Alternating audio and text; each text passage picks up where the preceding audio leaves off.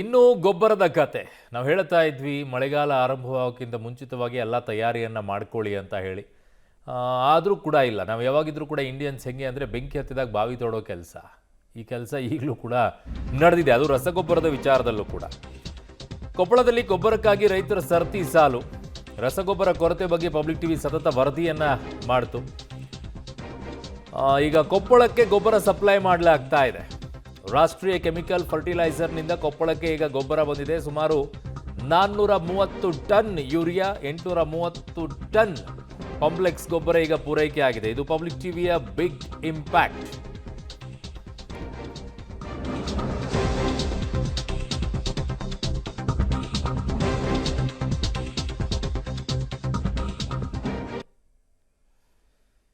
ನಿರಂತರವಾಗಿ ನಾವು ಕೂಡ ಹೇಳ್ತಾ ಇದ್ವಿ, ಆ ಕಡೆಗೆ ಯುದ್ಧ ನಡೀತಾ ಇದೆ, ಈ ಕಡೆಗೆ ರಾಜ್ಯದಲ್ಲಿ ರೈತರಿಗೆ ಯಾವುದೇ ರೀತಿ ಅನಾನುಕೂಲ ಆಗದೇ ಇರೋ ರೀತಿಯಲ್ಲಿ ವ್ಯವಸ್ಥೆಯನ್ನು ಮಾಡಿ ಗೊಬ್ಬರದ ಸಮಸ್ಯೆ ಆಗದೇ ಇರೋ ರೀತಿಯಲ್ಲಿ ನೋಡ್ಕೊಳ್ಳಿ ಅಂತ ಹೇಳಿ.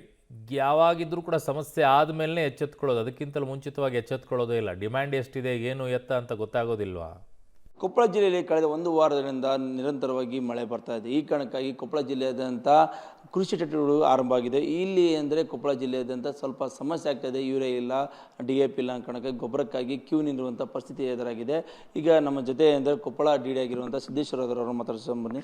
ಸರ್, ಈ ಕೊಪ್ಪಳ ಜಿಲ್ಲೆಯಾದ್ಯಂತ ಅಂದರೆ ಗೊಬ್ಬರಕ್ಕಾಗಿ ಕೊಪ್ಪಳದಲ್ಲಾಗಿರ್ಬೋದು ಮತ್ತು ಜಿಲ್ಲೆಯಾದ್ಯಂತ ರೈತರೆಲ್ಲ ಕ್ಯೂ ನಿಲ್ಲೋದಾಗಲಿ, ಆಧಾರ್ ಕಾರ್ಡ್ ಇಟ್ಟು ಮತ್ತು ಪಾಣಿಗಳನ್ನ ಇಟ್ಟು ಅನ್ನೋದು ಕ್ಯೂ ನಿಲ್ಲುವಂಥ ಈ ಪರಿಸ್ಥಿತಿ ಸರ್ವೇ ಸಾಮಾನ್ಯ ಇದೆ. ಏನು ಸಮಸ್ಯೆ ಆಗ್ತಾಯಿದೆ ಸರ್ ಜಿಲ್ಲೆಯಲ್ಲಿ? ಗೊಬ್ಬರ ಐತೋ ಇಲ್ಲೋ? ಕೊಪ್ಪಳ ಜಿಲ್ಲೆಯಲ್ಲಿ ನಾವು ಇಲ್ಲಿವರೆಗೂ ಸುಮಾರು 22,000 ಟನ್ನು ಯೂರಿಯಾ ಮಾರಾಟ, ಎಲ್ಲ ಗೊಬ್ಬರಗಳನ್ನು ಸೇರಿ ಇಲ್ಲಿವರೆಗೂ ಏಪ್ರಿಲಿಂದ ಇಲ್ಲಿವರೆಗೂ ಮಾರಾಟ ಮಾಡಿದ್ದೀವಿ. ಗೊಬ್ಬರದ್ದು ಯಾವುದೇ ಸಮಸ್ಯೆ ಇಲ್ಲ. ನಮ್ಮಲ್ಲಿ ಜಿಲ್ಲೆಯಾದ್ಯಂತ ಹೆಚ್ಚು ಕಡಿಮೆ 9,000 ಟನ್ನು ಯೂರಿಯಾ ಡೀಲರ್ಗಳ ಹತ್ರ ಮತ್ತು ನಮ್ಮ ಹತ್ರ ಬಫರ್ ಸ್ಟಾಕ್ ಫೆಡರೇಷನಲ್ಲಿ ಒಂದು 2,500 ಟನ್ನು ಇದೆ.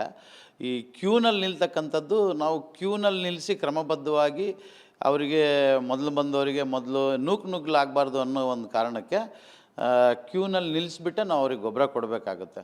ಅವ್ರದ್ದು FID ಚೆಕ್ ಮಾಡಿಬಿಟ್ಟು ಆಧಾರ್ ತೊಗೊಂಡ್ಬಿಟ್ಟು ಅವ್ರದ್ದು FIDನ ಚೆಕ್ ಮಾಡಿ ಅದರಲ್ಲಿ ಎಷ್ಟು ಅವ್ರದ್ದು ಹಿಡುವಳಿ ಇದೆ ಅದಕ್ಕೆ ತಕ್ಕನಂಗೆ ನಾವು ಗೊಬ್ಬರವನ್ನು ಕೊಡ್ತಾಯಿದ್ದೀವಿ.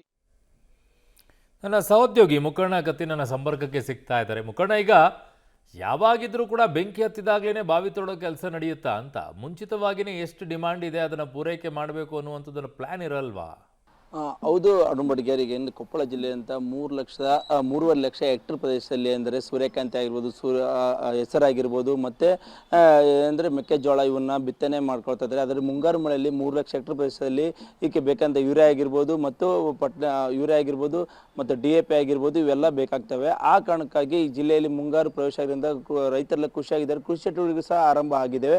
ಈ ಕಾರಣಕ್ಕಾಗಿ ಕೊಪ್ಪಳ ಜಿಲ್ಲೆ ಅಂತ ಕೃಷಿ ಅಧಿಕಾರಿಗಳು ಹೇಳೋ ಪ್ರಕಾರ ನಮ್ಮಲ್ಲಿ ಸ್ಟಾಕ್ ಇದೆ. ಅಂದರೆ ಯೂರಿಯಾ ಆಗಿರ್ಬೋದು ಮತ್ತು DAP ಆಗಿರ್ಬೋದು ಮತ್ತು ಕಾಂಪ್ಲೆಕ್ಸ್ ಆಗಿರ್ಬೋದು ಎಲ್ಲ ಇದೆ ಅಂತ ಅವ್ರು ಹೇಳ್ತಾ ಇದ್ದಾರೆ. ಆದರೆ ಕೆಲ ಕಡೆ ಅಂದರೆ ಕೊಪ್ಪಳ ಆಗಿರ್ಬೋದು ಮತ್ತು ಇವತ್ತು ಹನುಮಸಾಗರದಲ್ಲಿ ಸಹ ರೈತರೆಲ್ಲ ಅಂದರೆ ಆಧಾರ್ ಕಾರ್ಡ್ ಆಗಿರ್ಬೋದು ಮತ್ತು ಅಂದರೆ ಪ್ರಾಣಿಗಳನ್ನು ಇಟ್ಟು ಅಂತ ಸರತಿ ಸಾಲಿನಲ್ಲಿ ನಿಂತಿರುವುದು ಸರ್ವೇ ಸಾಮಾನ್ಯ ಆಗ್ತಾ ಇದೆ. ಕೊಪ್ಪಳ ಜಿಲ್ಲೆಯಲ್ಲಿ ಅಧಿಕಾರಿಗಳ ಪ್ರಕಾರ 60 ಸೊಸೈಟಿಗಳಲ್ಲಿ ಈಗಾಗಲೇ 22,000 ಟನ್ನನ್ನು ಈಗ ಆಲ್ರೆಡಿ ಎಲ್ಲ ಜಿಲ್ಲೆಯಾದ್ಯಂತ ಯೂರಿಯಾ ಮತ್ತು ಕಾಂಪ್ಲೆಕ್ಸನ್ನು ಮತ್ತು DAPಯನ್ನು ಕೊಟ್ಟಿದ್ದೀವಿ ಅಂತ ಮಾಹಿತಿ ಕೊಡ್ತಾರೆ. ಅಷ್ಟೇ ಅಲ್ಲ, ಇವತ್ತು ನಿರಂತರವಾಗಿ ಪಬ್ಲಿಕ್ ಟಿವಿ ಸಹ ಅಂತ ಸುದ್ದಿ ಬಿತ್ತರಿಸ್ತಾ ಇತ್ತು.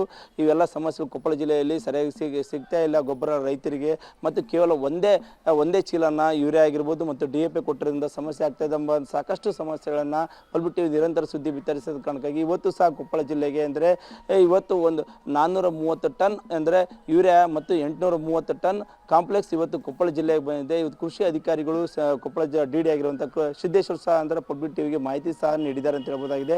ಒಟ್ಟಾರೆ ಆಗಿರ್ಬೋದು ಮುಂದಿನ ದಿನಗಳಲ್ಲಿ ಸಹ ಮತ್ತೆ 1,000 ಟನ್ ಅಂದರೆ ಕೊಪ್ಪಳ ಜಿಲ್ಲೆಗೆ ಯೂರಿಯಾ ಮತ್ತು ಕಾಂಪ್ಲೆಕ್ಸ್ ಸಹ ಬರ್ತಾ ಇದೆ ಅಂತ ಮಾಹಿತಿ ನೀಡಿದ್ದಾರೆ. ಒಟ್ಟಾರೆ ಹೇಳ್ಬೇಕಂದ್ರೆ ಜಿಲ್ಲೆಯಾದ್ಯಂತ ಸ್ವಲ್ಪ ಅಂದರೆ ಅಲ್ಲಲ್ಲಿ ಸಮಸ್ಯೆ ಆಗ್ತಾ ಇದೆ. ಅದನ್ನು ಕೂಡಲೇ ಅಂದರೆ ಜಿಲ್ಲಾ ಮಟ್ಟದ ಅಧಿಕಾರಿಗಳಾಗಿರ್ಬೋದು, ಕೃಷಿ ಅಧಿಕಾರಿಗಳಾಗಿರ್ಬೋದು ಸಮಸ್ಯೆಯನ್ನು ಕೂಡಲೇ ಬಗೆಹರಿಸಿದರೆ ಎಚ್ಚೆತ್ತುಕೊಳ್ಬೇಕಾಗಿದೆ. ಯಾಕಂದರೆ ರೈತರೆಲ್ಲ ಕೃಷಿ ಚಟುವಟಿಕೆಯಲ್ಲಿ ಆರಂಭ ಆಗಿದ್ದೇವೆ. 1 ದಿನ 2 ದಿನ ಬರೀ ಕೇವಲ ಗೊಬ್ಬರಕ್ಕಾಗಿ ಕಾಯ್ದು ನಿಲ್ಲೋದ್ರಿಂದ ಸಮಸ್ಯೆ ಆಗ್ತಾ ಇದೆ. ಕೂಡಲೇ ಎಚ್ಚೆತ್ತುಕೊಂಡು ಜಿಲ್ಲಾಡಳಿತ ಆಗಿರ್ಬೋದು ಈ ಸಮಸ್ಯೆಯನ್ನು ಬಗೆಹರಿಸಬೇಕಾಗಿದೆ. ಅರುಣ್ ಬಡಿಗೇರ್. ಓಕೆ ಮುಖಂಡ, ನಿಮ್ಮೆಲ್ಲ ಮಾಹಿತಿಗೆ ಧನ್ಯವಾದಗಳು.